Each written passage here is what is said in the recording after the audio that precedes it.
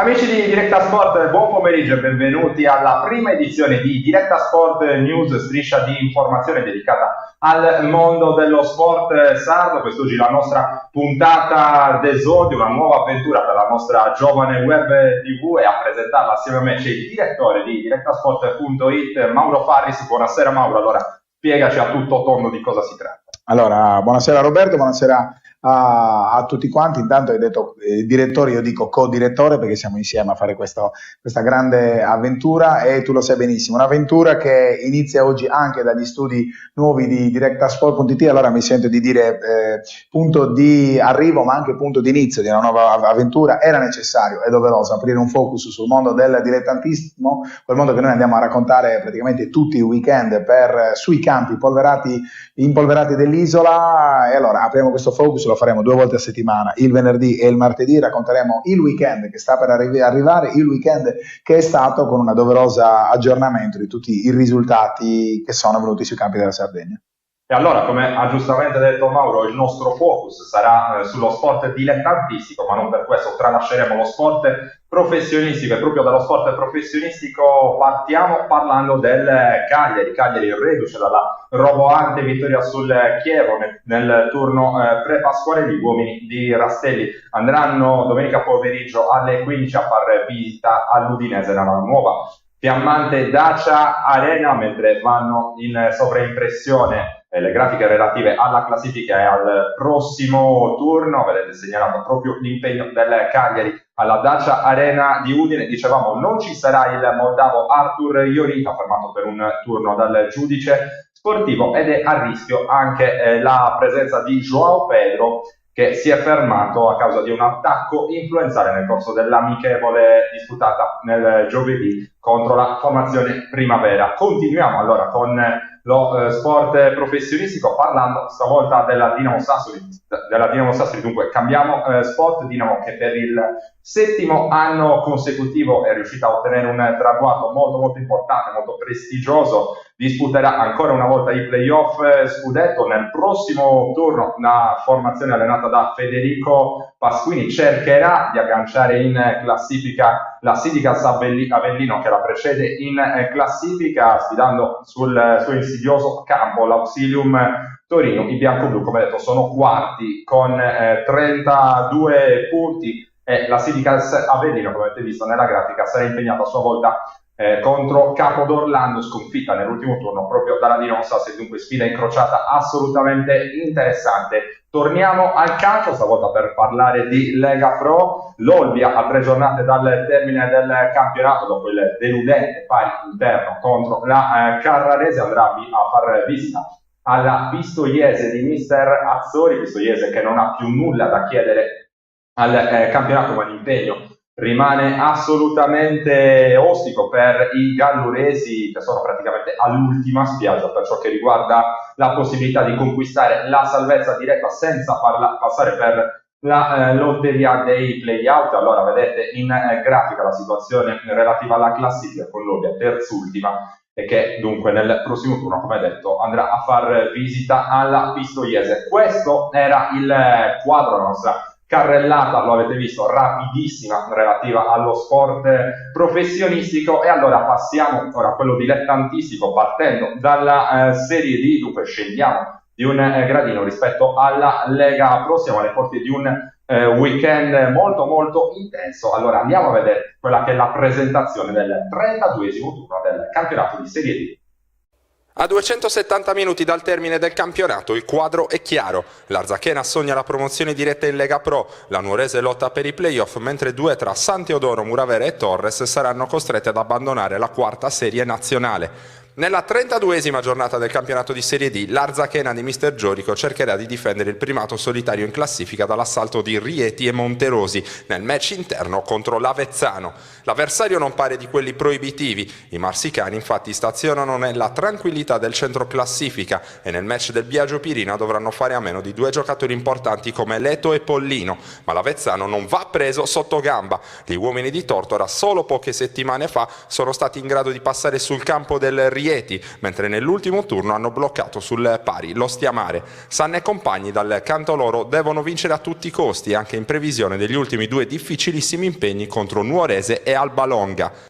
Gli uomini di Mariotti, reduci dal pareggio pieno di rimpianti contro l'Aquila, volano a Ostia per un match delicatissimo in chiave playoff. I barbaricini dovranno produrre una prova di grande carattere per cercare di difendere la quinta piazza, l'ultima valida per l'accesso ai playoff, dall'assalto proprio dell'Aquila, che dopo la sosta pasquale si è rinforzato, ritrovando ben 6 elementi finiti ai margini della rosa in seguito alle dimissioni dell'ex tecnico Morgia. Il Lanusei, già salvo da alcune settimane, torna all'Ijus per affrontare l'Albalonga, mentre il Latte Dolce vola a Monterosi per cercare di compiere l'ultimo passo verso lo storico traguardo della permanenza in Serie D. Ai sassaresi, protagonisti di un allungo da 7 punti nelle ultime 3 giornate, basterebbe un pareggio, anche se la salvezza potrebbe arrivare comunque grazie a una concomitanza di risultati favorevoli provenienti dagli altri campi. Situazione caldissima invece in coda, dove almeno 2 compagini sarde dovranno sicuramente salutare la categoria.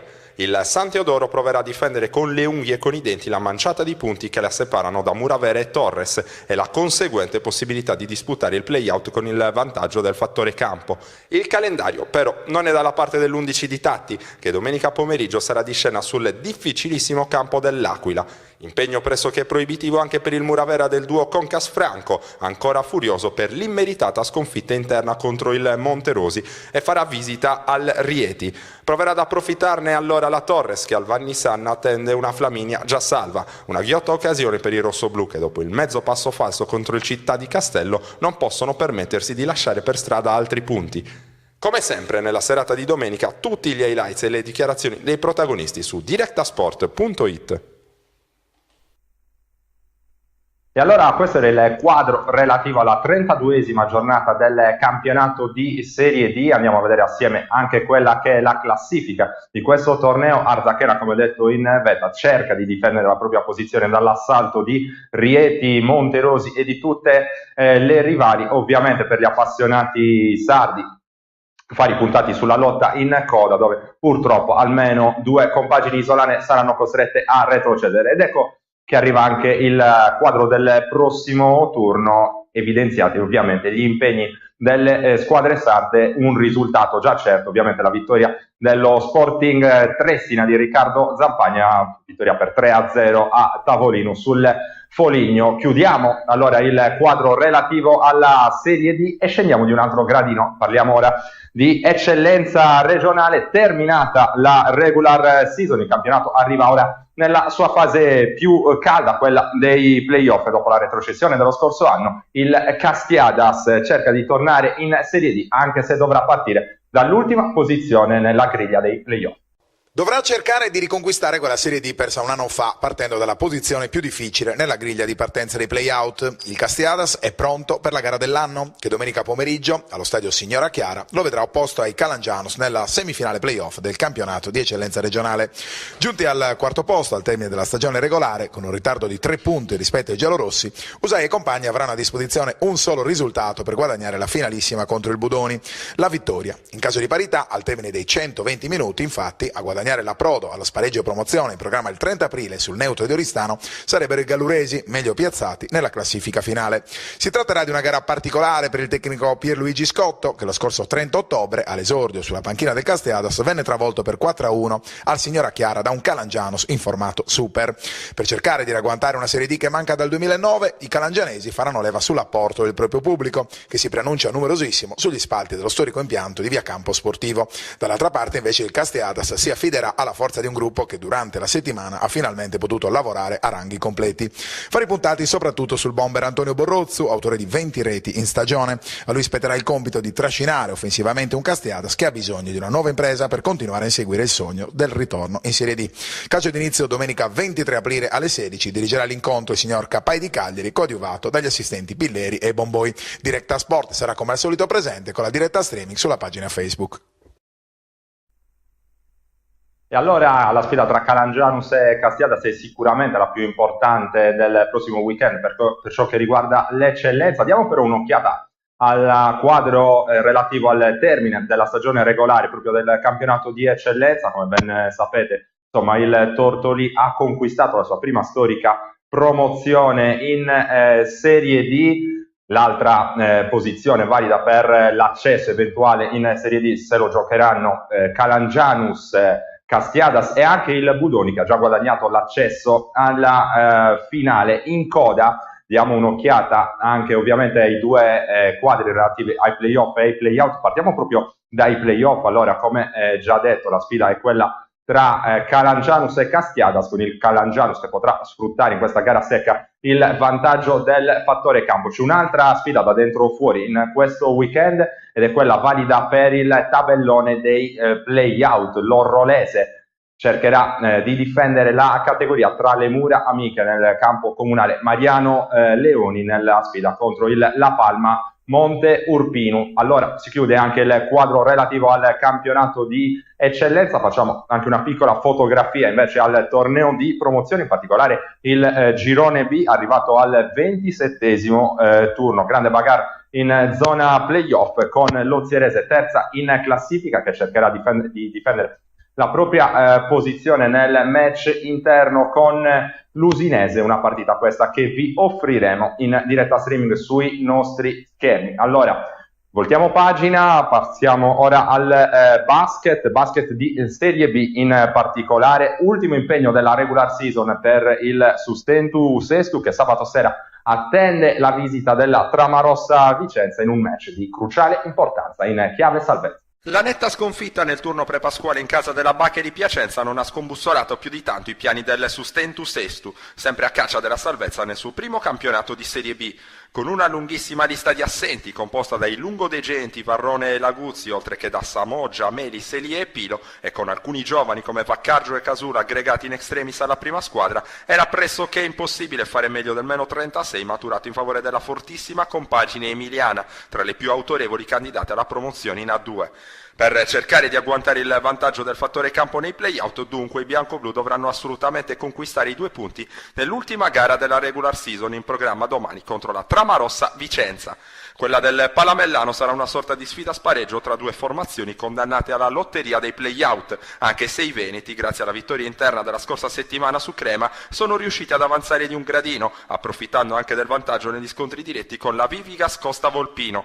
Lo scenario più verosimile è quello che dovrebbe vedere sardi e vicentini affrontarsi nuovamente in una serie al meglio delle 3 partite, valida per la permanenza nella categoria, ma non vanno escluse a priori altre ipotesi. Nel caso in cui infatti il fanalino di coda Argo Miseo, già retrocesso in Serie C, dovesse avere uno scatto d'orgoglio e battere in casa Costa Volpino, e se contemporaneamente Sestu dovesse superare Vicenza, le 3 formazioni in lizza chiuderebbero a pari merito con 18 punti. A questo punto, grazie alla classifica avulsa, il Sustentu si classificherebbe 12esimo e affronterebbe nel play-out la Raker San Vendemiano, già certa della penultima piazza, a prescindere dall'esito dell'ultima gara contro la capolista Orzinuovi.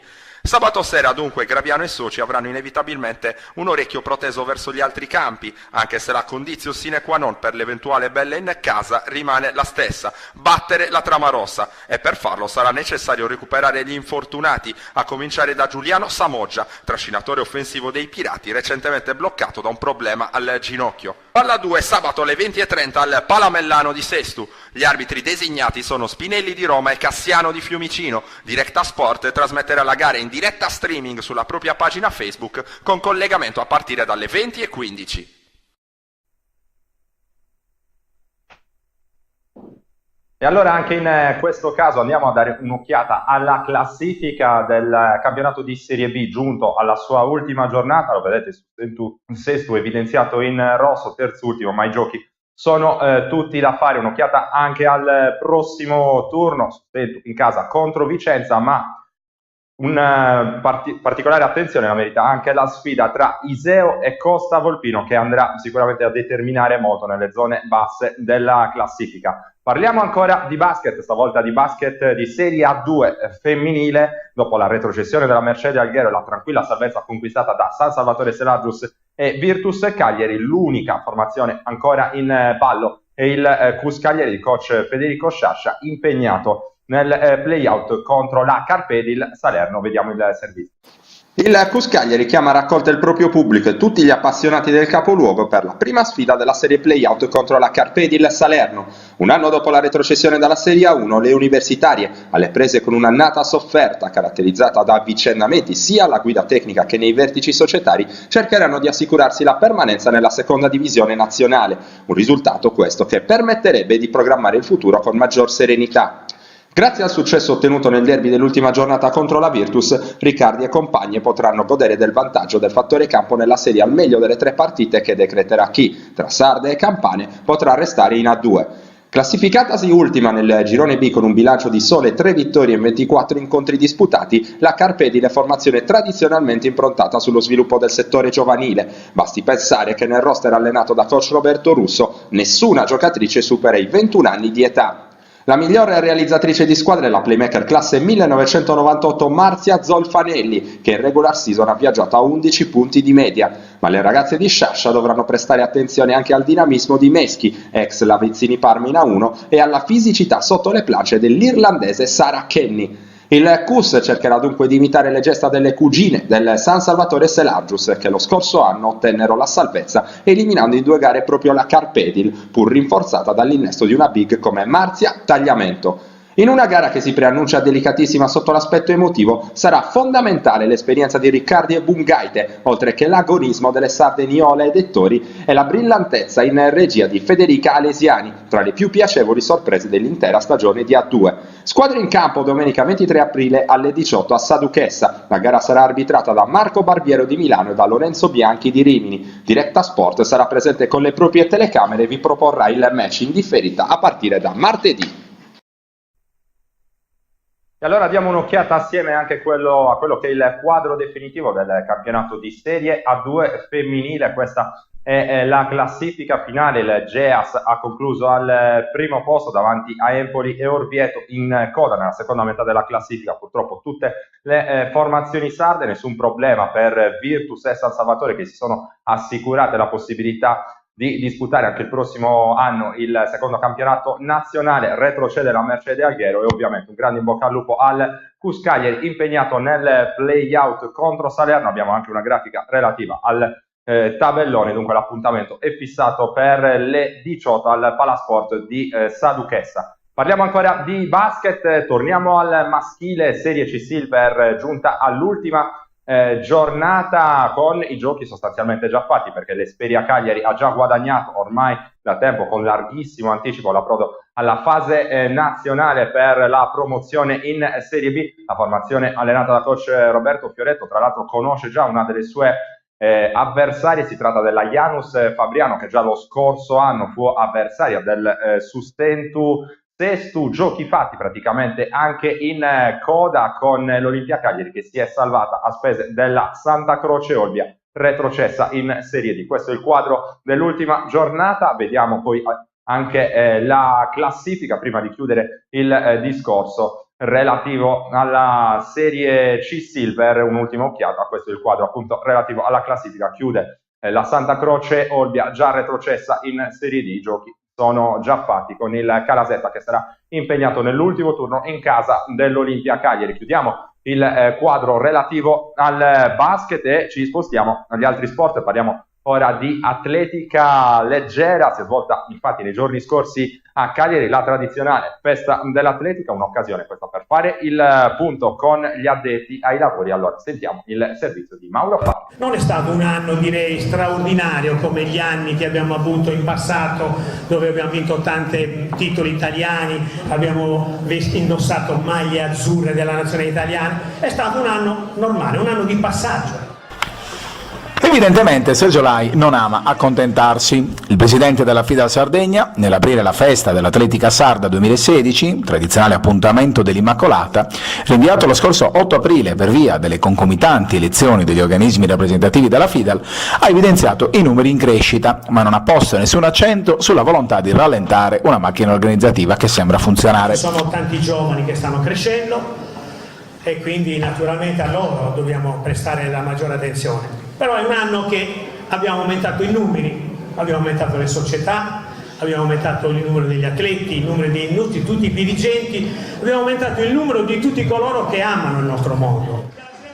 I numeri, estrapolati dagli archivi nazionali, dicono che l'atletica isolana è in salute, con un più 2% di crescita, figlio dei 9.538 operatori del settore, di questi 8.477 sono atleti, 248 tecnici, 147 giudici e ben 555 dirigenti che ogni giorno prestano il proprio impegno al servizio della disciplina regina dello sport. Le società nel territorio sardo sono ben 113 e di queste 5 sono nate nella scorsa stagione sportiva, numeri che valgono addirittura il 7° posto tra le 21 regioni dello Stivale, nonostante una densità della popolazione che non è certamente paragonabile al nord della penisola. Però non c'è dubbio che, ragazzi, io lo dico, che l'atletica deve andare incontro a una nuova era.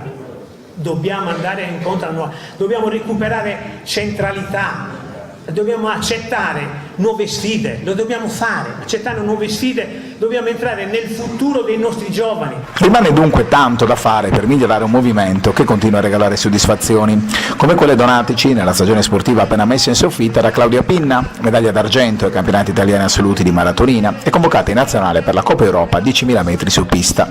Sono solo alcuni dei premiati durante una cerimonia durata più di 2 ore, nella quale l'esperienza dei big ha spesso saputo lasciare spazio anche al nuovo che avanza. Ci sono degli ottimi risultati nel 2016, se non sbaglio tu hai eguagliato intanto le migliori prestazioni a livello regionale, sesta nel campionato tra gli allievi, insomma dici che stagione è stata? È stata una stagione bellissima e ricca di emozioni, spero di raggiungere buoni risultati. Se tu invece che hai eguagliato il record italiano, per te il 2016 che cosa ha regalato? Tantissime emozioni, mi sono divertita tantissimo e spero di andare avanti così. Giancarlo Mori Baldini!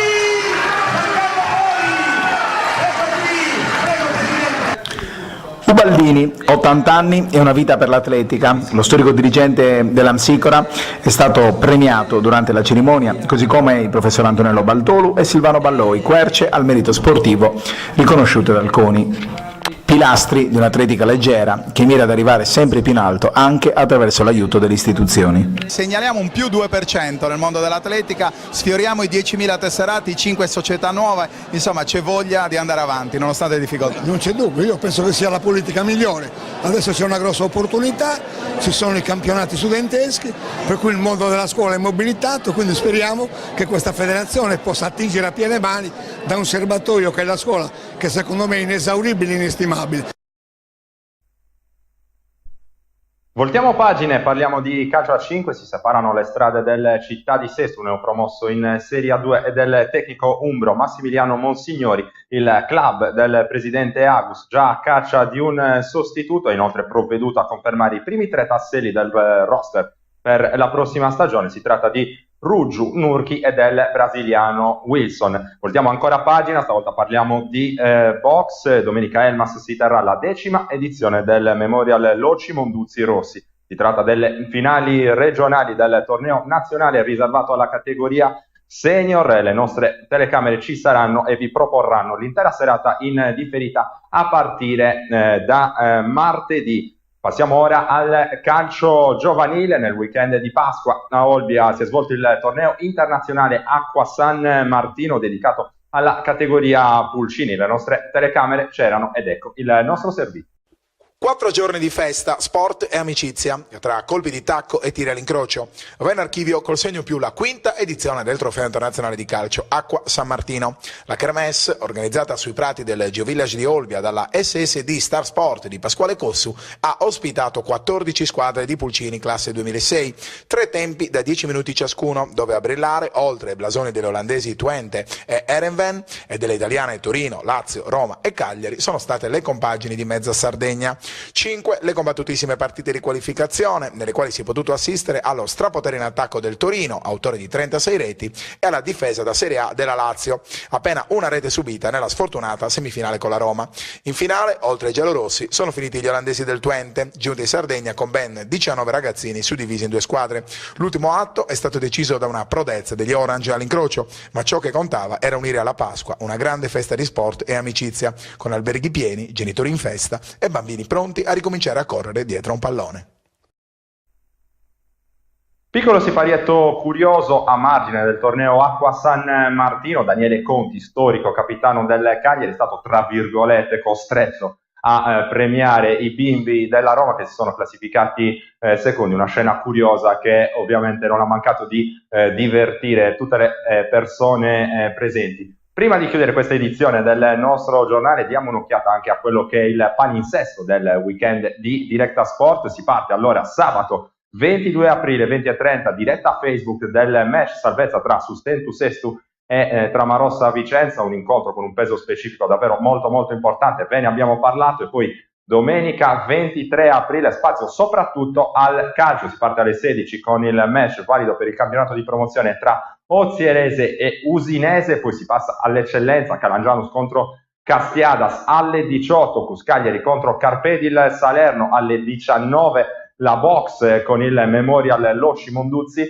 Rossi, poi a chiudere il quadro come sempre tutti gli highlights delle squadre sarde impegnate nel campionato di Serie D. Allora direi che è tutto per questa prima edizione del nostro giornale. Da Roberto Rubio e da tutta la redazione di Directasport.it l'augurio di un piacevole proseguimento di giornata.